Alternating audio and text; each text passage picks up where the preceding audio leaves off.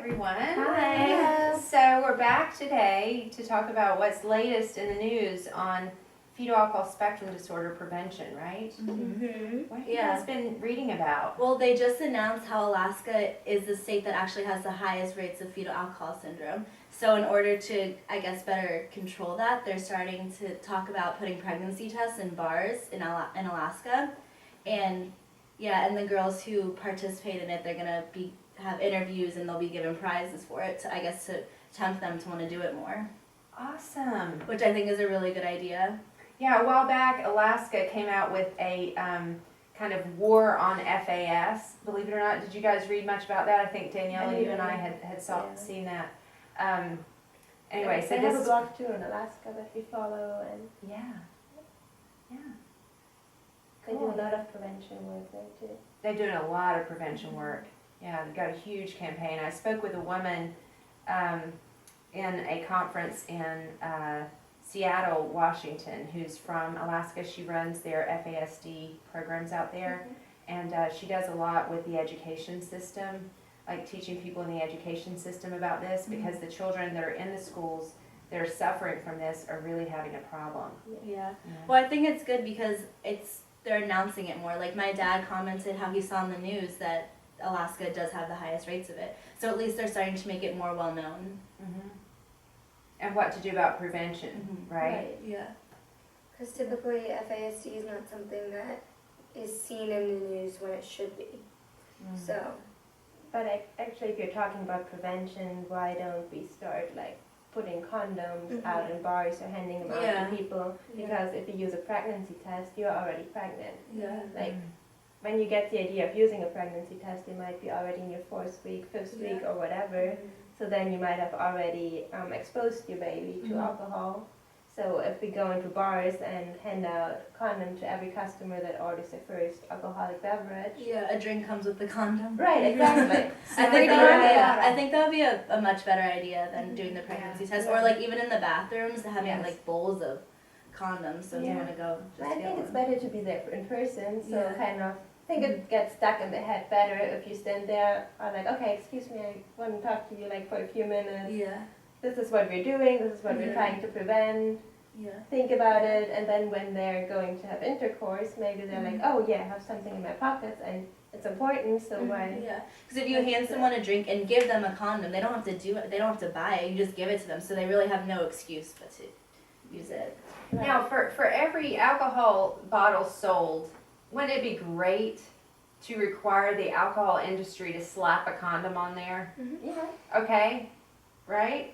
And now I think Alaska's efforts are novel and they are cutting edge. It's based off a program that was started in Minnesota by a guy who put in several bars in Minnesota, an anonymous guy, I think, pregnancy test kits, just free. Like do you know how the feminine hygiene products sometimes come out of the little thing? dispensers. The dispensers, Yeah, they have yes. them there, and they said that all the proceeds and the money that goes to it goes to the organization to help prevent fetal alcohol syndrome. MOFAS, right? The Minnesota Organization on Fetal Alcohol Syndrome. Great ideas. But I love Daniela's idea. What do you think of that? And would you guys be willing to go to bars? Yeah. And Carly, Yeah. you're how old? I'm 18. Are you allowed to even go into a bar? I think so, yeah. And like you I could go know. into the bar, you just couldn't buy a drink, right? No, I can't. I know you couldn't buy a drink, but can you go into the bar? I don't know. I would think so. I think so, but I don't think. I mean, I think if it's like a club right, that if it's has a through bar, club. then I think it's okay. I think Okay. it's different every. would but just like, have it's to just like ask. a bar. Yeah. Then, like, I so don't think so. Talk to the bouncer. Well, what we can do ahead of time, we'll call the bar owners. Yeah. Right, so Danielle, you're talking about doing this as like maybe a pilot campaign, okay? So it would be you girls doing the internship and maybe Nick as your bouncer or protege, right? You have to be supervised, you have to be chaperoned, right? You don't want somebody coming out, come on Nick. Yeah, well, I do have a question. Okay, please, Who jump are in. we giving these condoms to? To customers. Boys and girls, everyone. Right. Like girls aren't the only ones who are responsible. We talked before about male responsibility. It's just as much their responsibility as it is ours to make sure that there's protection when you're having sex. Okay, good, because it's a little embarrassing to go up to women and say, here's. Years ago. Guys, There you go. We're not embarrassed by it, are we, girls? No. No, you can have the booty call conversation with them. You guys know what the booty call conversation is? Daniela, tell them. That like when you get a call in the middle of the night Mm-hmm. or late at night, and somebody's asking you to come over, it's probably he wouldn't probably call you if he was sober, so you might want to think about that and decline that invitation. Right, decline it. Why? Because if he doesn't want to hang out with you when he's sober, you don't want to hang out with him when he's drunk. And his Right. plumbing is not going to work anyway, so you're just Right. going to arrive, he's going to be embarrassed, you're going to go back home, and It's gonna be a Just waste of wasted. time. Yeah. money, time. Losing sleep over it. Right. It's like, what do you mean? I shaved my legs for this? Yeah, remember there's a song, a country music song about that. Something like, I shaved my legs for this. You know, but you arrive and he's drunk and he's kind of not able to make coherent sentences. He's not able to get, things going, if you know what I mean. And, It's pointless.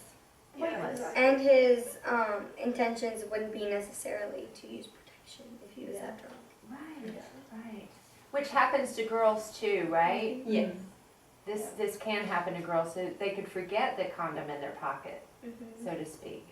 We should, it's typical for guys to keep condoms in their wallets or their pockets, not necessarily for girls, but we should change that. I used to keep a condom in my wallet. Okay, cool. Smart. Yes. Well, condoms, because, even though you may already use another form of contraception, that form of contraception may not always work, Mm-hmm. right? Yeah.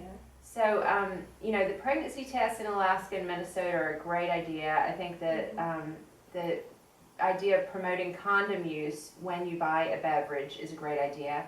I think the alcohol industry should be required to do that. Like, how much more would that cost for them to do that? I know the proceeds in Montgomery County are about $30 million on top of Money what they isn't an sell. issue for them, so buying condoms I really don't think is gonna be that big of a problem. Right, for the Money-wise, alcohol industry. yeah, You're talking about the money-wise, alcohol yeah. industry. They should be required to do it. Mm-hmm. We searched for that, the label, the warning label, right? Mhm. What did we find on the liquor bottle? Do you remember? Very tiny print. Yeah, It it's says like a pregnant little women sticker. should not consume alcohol.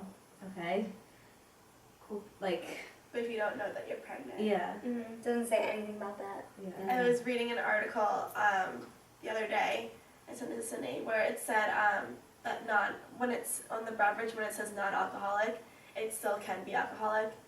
So it's like, that's also like, Misinformation. yeah, Yeah. like, Yeah. Pregnant women think that if they enjoy their alcohol and they want to stop drinking because they're pregnant but still want to enjoy the taste of it, that if they get their favorite non-alcoholic type of drink, it still has alcohol in it. And your You baby can't- could be it's at risk. very misleading. One of the articles that talks about whether or not women can drink wine when they're pregnant, it says that they should be allowed because women may go crazy if they have to go that long without drinking. Mm-hmm. Wow. If anybody has to go that long, I mean, if they cannot stay away from alcohol for, 3 months preconceptionally, meaning because you don't exactly know when you're going to get pregnant, during pregnancy and for the amount of time you're going to breastfeed, you got a problem. Yeah. You You need to shouldn't see be a responsible doctor. for someone else's life if you can't give up alcohol. Right. Well, and if you don't want to take that responsibility, then you shouldn't be able to, you shouldn't have a kid. You shouldn't, just wait until you can, stop drinking for a long period of time, or at least a year, I think. Well, it's more than a year, but a year and a half at least. Right, and for the baby, like who wants to be inebriated when they're trying to take care of their child? Like that's no kind of mother. That's Yeah. so unsafe. No one would hire a babysitter if they came drunk Right, to watch their children. That's what I talked to your parents about when I did Yeah. the presentation. Yeah. right, A lot of because impact, especially with the social media. I was showing the slide actually that we used for Churchill. I was like, none of your host parents want to see you on pictures like that.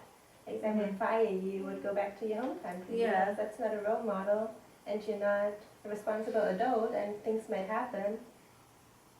right, but how many young women who have children are doing this. I mean, we hear all the time about young women like leaving their babies in the car to go into a bar. Have you heard of that? Yeah. And then the baby dying in the car because she was either in the bar or I read something recently about a woman who was gambling, you know, and the baby died. It's horrible. Nick, you were going to say something a minute ago. Oh, I was just thinking that if the woman is in a relationship, that the man should also step up and avoid alcohol to support her, and also to show, you know, it's a team effort sometimes, Yeah. and it would be good to something that guys can do. That's interesting because there's a huge discussion going on about it. I just read an article this morning that's going to go onto our next blog post about it, that a woman was actually having the same position that you had, but her husband was totally against it and was like, why should I abstain alcohol because I'm not carrying the child? That's So you're very just both selfish. equally as responsible. Right. Yeah. The child wouldn't be there if it weren't for him. And you're going to get guys who are like that, but presenting this idea to a lot of other guys, you can find some people who are going to say, okay, yeah, I should do this. Makes sense because they participated in the act. They clearly care somewhat. And it's showing So- support. Yeah. And If it's you support your yeah. partner, If you love your partner that much, you should be able to support them. Mhm. Exactly. and it's Wait. for the well-being of your child. Yeah, and it's better for you too to stop drinking. Right, and you'll be a better father, a better parent than, you know, having your kids see you sloshed all the time. Yeah. One thing that you guys may not have read about is that there are epigenetic changes even in the sperm when a man uses alcohol. And so there are studies showing that prevalence rates of alcohol abuse are higher because of epigenetic changes in the sperm. In other words, so if we're the offspring of that man, if he's using alcohol, his children are going to have higher incidence of alcohol abuse. All right. And we also know that for heavy alcoholic men, there have been some studies that show that low birth weight and prematurity can happen as a result of his use where the woman is not using. Okay. And these are, you know, the studies have been very hard to replicate because obviously we can't do controlled clinical trials. But they do have some evidence that a man, well, he's obviously contributing the sperm. If your sperm are swimming upstream but drunk in the process, and they're Drunk in a, driving. yeah, it's like driving. Well, obviously he's going to have a fertility problem, Mhm. right? Mhm. So, And some men do. so people who are actually planning pregnancy, Mhm. how long before the conception do you recommend Well, for a abstaining man- from alcohol? Well, so I say let's talk about men for an example. If he's a pretty heavy user, and I'm not talking about your light drinker who may have a drink once a month, okay, unless the drink is a Long Island iced tea that has like 5 or 6 shots, right? So what would you consider a heavy user? Well, a heavy user, you know, typically for a man they say no more than 2 drinks a day, you know, and for a woman no more than 1 drink because obviously we have less Right. alcohol dehydrogenase. But, you know, a lot of women don't consider 2 drinks a day for them to be a heavy amount. Yeah. But if you drink 2 drinks a day, by the time you're 40, from age 20 to 40, you're at higher risk of cirrhosis. Believe it or not, there's a lot of good data to show that. So 2 drinks a day, you know, over 20 years can lead to cirrhosis.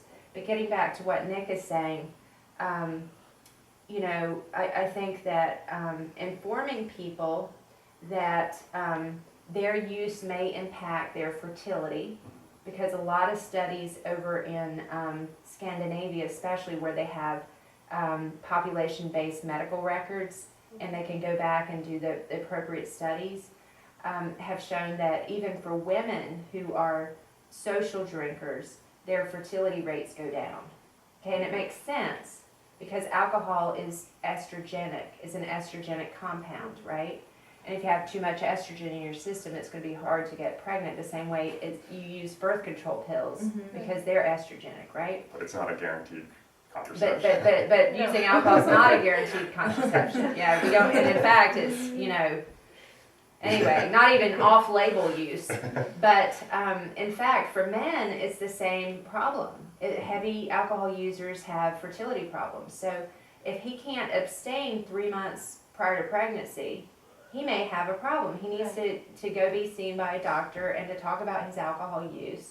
And I believe that parents in general should back off their use of alcohol, because you don't want to be driving your kids to and from school when you're hungover or inebriated. Yeah. You wouldn't, like Daniela said, you wouldn't hire an au pair, or you wouldn't hire a Right. babysitter to do that. And if a parent can't abstain for, say, 3 months before they get pregnant, then they need to have that checked out and maybe get treatment. Or even during pregnancy, if you can't abstain for 9 months, like if you willingly can't control your body to say no to alcohol, you have a problem. You do have a problem, and I think as a society we need to start thinking about that. And so far people are not talking about it because, as Daniela says, it's our social drug of choice. And we just brush all the negativity underneath the rug. We don't do that for pharmaceuticals that have, life-changing properties, right? That are benefiting our society. We don't even allow pharmaceuticals to cause harm, Yeah. right? Because then the pharmaceutical company is liable. But that's because it's controlled by the FDA. We decided that we don't want secondhand smoking causing cancer and asthma and every other thing. So what did we do? We, No more Started- smoking in public buildings. Yeah. right, we've had some campaigns that really have done a lot for that. And there are many, many campaigns out there that the federal government have tried to put forth on alcohol. But the problem is that alcohol is controlled by Alcohol, Tobacco, and Firearms, and not the FDA or Health and Human Service. It's Health and Human Service that tries to curtail it, but the people that really have the authority are liquor control boards, like the state liquor control boards and the county liquor control boards. How are we yeah. supposed to tell women to stop drinking though when OBGYNs will tell them it's okay? Well, it's a very good point. What do you think? I think that it's just a huge issue that let alone they'll tell you that they can drink because there isn't enough data to prove that that it's not good for you while you're pregnant.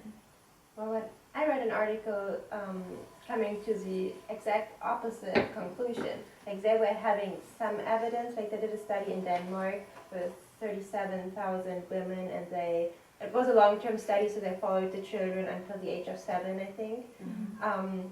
And they found out that the children that were prenatally exposed to alcohol, they were just like the women were drinking an average of 2 drinks a week, but they didn't have any long-term effects. Like they were developing normal, they were over average, they were developing better than the children that weren't exposed to alcohol. But they kind of linked it to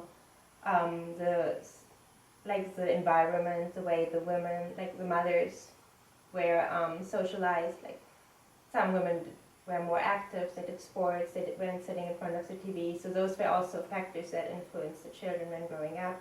But although they had all this evidence promoting drinking would be okay during pregnancy, they made the conclusion that since there's no real evidence showing you how much drinking is okay for the baby, you need to abstain for the full length of the Well, pregnancy. regardless, putting something toxic in your body while you are carrying a child in you is just like the thought of it is you just shouldn't even want to go there. Right. And also baby when the parent drinks the alcohol, when the mother drinks the alcohol, the baby breaks it down a lot slower than the mother does. Yeah, their organs aren't as developed, so they can't break it down the same way that we Which is can. worse for the child than the mother. They'll have a higher blood alcohol content than the mother, Yeah. the same amount of drinks. Right. And it crosses the blood-brain barrier. It's lipophilic, meaning lipid-loving, fat-loving, so it quickly crosses the blood-brain barrier of the developing baby. And it's neurotoxic, as Nick has pointed out from the NoFast website, the National Organization on Fetal Alcohol Syndrome.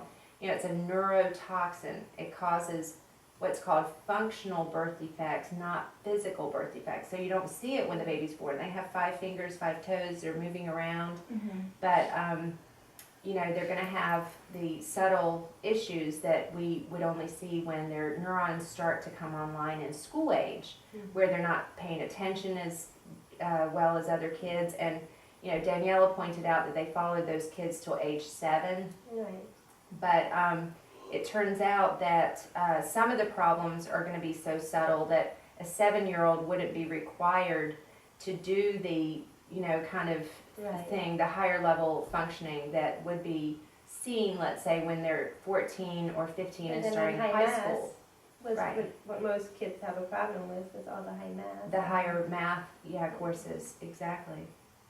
So you're saying that alcohol actually goes past the blood barrier to the woman, to the child. Yes, So essentially, the child's brain, the blood in the child's brain is just filled with alcohol, neurotoxins, or just yeah, it's bathed in it.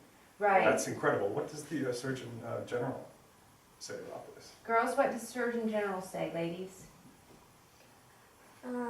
It says to avoid alcohol if you're planning pregnancy, and then if, Or pregnant, or yeah, if indefinitely while you're pregnant. and that you should plan your pregnancies carefully. But what that means in common language is avoid pregnancy if you're using alcohol. But nobody is so far saying that. That's what our campaign is trying to promote. The Surgeon General's updated warning in 2005 said, if you're pregnant or planning a pregnancy, avoid alcohol and plan your pregnancy carefully. But 50% of pregnancies are unplanned. Right, so that's why we say, what? If you're going to be consuming alcohol, make sure you're using contraception. That's why we go around and hand out condoms. That's why we're gonna go around and hand out condoms, that's right, Daniela. And I know that you're gonna have us on that, right? Yeah, and so one thing that we could do just to get that started is we need to reach out to some condom distributors, like Trojan. Now, Nick, I know that you may not want this task, but I need to give you something to do. Well, especially the booty call explanation. I'm not sure how I can. Oh, booty call, okay, after the booty call, you're not sure how you can respond to that one, right? No, I'm just saying going up to a woman and saying, okay, here's a condom. Oh, and by the way, let me tell you about. Booty calls, yeah. No, we're going to tell the women to avoid booty calls, right? We're going to tell guys not to do booty calls, but you can have the conversation with the guys about, Okay. their plumbing not working properly, right? But what I was going to say is contacting, and if you could be our point person, and you're going to, like when I say that I like to have something done, it doesn't mean next week right before you come to our session, right? It means like today or tomorrow, get on the phone and call a condom manufacturer. Okay. And say, I'm working with this project, better safe than sorry. You can give them our web link, maybe get their email address. And, it's like through the distributor of condoms, right? And you say, would I be able to get 3,000 condoms? And we will, promote your use of your condom for our project. Okay, would you girls be okay with promoting Trojan as an Yeah. example? Like Trojan, or do you know any other, condoms? I mean, I only know I Trojan. think that Trojan's like the most effective. It's Yeah, that's probably, the yeah. pro- it's the Okay, well, best. Trojan is the most effective. You heard that, folks, right? You gotta use Trojan condoms because they work. They break less easily. And of course, they come in all these different varieties. Like some of them I've seen, and of course, back in the day, I've been married now for, 12 years, but you could find the ones, and not saying that married people shouldn't use condoms, but my husband and I haven't, we don't drink, so that's not a problem. Anyway, we're covered. So the bottom line is, Trojan condoms, though, do come in a variety of not only textures, but like with different little gels and things that have nonoxynol 9 in them, which are really important. That gives you it gives you the barrier and it gives you the chemical, right? The spermicide? The spermicide, that's exactly right. And in some of them, it also comes in the variety that gets a little bit warm, right, when you put it on, which can give you a little bit of added pleasure. Now, why would we be talking about this? Because we're trying to promote condom use, right? And not to get so drunk that you can't put it on properly. And the girl should still be using a reliable form of contraception herself, right? Why is that? Because it's safer if you use Yeah. 2 contraceptives. You can't just count on one method. Yeah, it's not always 100% effective, so you might as well double up. Condoms do break, right? Except when you're, don't wear 2 condoms. Oh no. No. 2 condoms aren't They're gonna very work. dangerous. No. Really? 2 condoms are dangerous? Yeah. I would Two imagine condoms, so, yeah. Yeah, you're they're gonna break two much. different They're types they of rub against against each each other. other. I think it's like The friction. The I, friction. I was Yeah, surprised that that you it guys makes don't it know break that. easily. And would they try that? Yes, Probably. I've had People friends that do who, well, they think that Say it's double more up. like Protection. if one Don't do it. breaks, the other one will be fine. yeah, no, no. Yeah. No, they both What- break at the same time. Yeah, What- they both break at the Yeah. same time. Though. What about, and these are good conversations, right? Because people need to know, there's nothing out there really that's kind of, all out about condom use. Wouldn't you say? Like, you can't get a talk show on condoms, Yeah. right? So, okay, let's have a conversation about, can you use a female condom the same time as a male condom? It's a question. If you don't know the I don't answer, know. Probably not. I would you don't think know that what a it's the same female thing. condom is? Like the thing you put inside? Yeah. Oh. I mean, Yeah, I have you heard of think you- that? I mean, Yeah. I I think you don't can use know. both. I at don't the think same time. anybody It depends uses on a the female texture. I condom don't know what anymore. kind They, of- they were really in vogue when the AIDS epidemic was at its forefront, like back in my day, if you know what I mean. Well, I know the NuvaRing. They say to still use a condom. Yeah, the NuvaRing, definitely. There's the sponge, the Today sponge, right? You've heard of that. Mhm. And Carly, you're looking like totally oblivious. Oh, I never 'cause, even of heard course- of that. Okay. So it's basically this little sponge thing that you put, you insert it into your, vagina right up next to the cervix. And you put it over the cervix so that when, copulation happens and ejaculation, the little sperm don't go into the uterus. And I'm seeing that Nick is like totally into this conversation. How Yes. safe is that? How safe is it? It's a very good point because, How do you take it out? okay, well, it comes with a little string, kind of like a tampon, Okay. okay? And you just, pull it out. It has like this little kind of a string and you just pull it out. And it turns out that if you use it with a condom, see, this is the point, right? Because it has Nonoxynol 9 in it. And it's a single-use option, right? Like a condom. So you put it in before you have sex. Absolutely, because if you use it after sex, it's not going to help at all. Yeah. Well, I know It's the not gonna, NuvaRing like, thing stop it it up stays or in for like 6 months. Okay, Keep the it in. NuvaRing. Mhm. So let's talk about some other methods. There's, for women who have already had a pregnancy, the IUD is very effective. Okay, the IUD, you don't know about that one? Intrauterine device is what it stands for. It's a little T-shaped, little tiny, about the size of maybe less than half a toothpick in a T shape, okay? And it's the way and it has to be inserted by the gynecologist, but you go in and she actually inserts it into the vagina and then into the uterus through your cervix. And so the night before you go in, you take a little bit of, medication intravaginally, and you put it in, and then it helps open your cervix a little bit. But it's generally better for women who have already had a pregnancy because their cervix has already been dilated, if you know what I mean. Because otherwise, it's it would be too tight. I've seen people now. A new thing is I don't know exactly what it is, but I see them have like plates in their arms. It's not little plates. It's little. They're little sticks, and it's called Norplant or implantable contraceptives. Now, Norplant was what it was called back in my day, and I would have to do some research on it to find out what the new version is. But if you tell your doctor Norplant, and it goes subcutaneously up underneath the skin, and it's better for women who have a little bit of fat in their upper arm because it would show a little more easily in somebody who's very thin. Okay, but if you have a little bit of extra fat in your arm, and it implants, and I think it's good for 4 or 5 years actually. Yeah, that's what I heard. Yeah, and that's good. And then they just go in and they have a little instrument called a trocar that inserts it and then takes it out.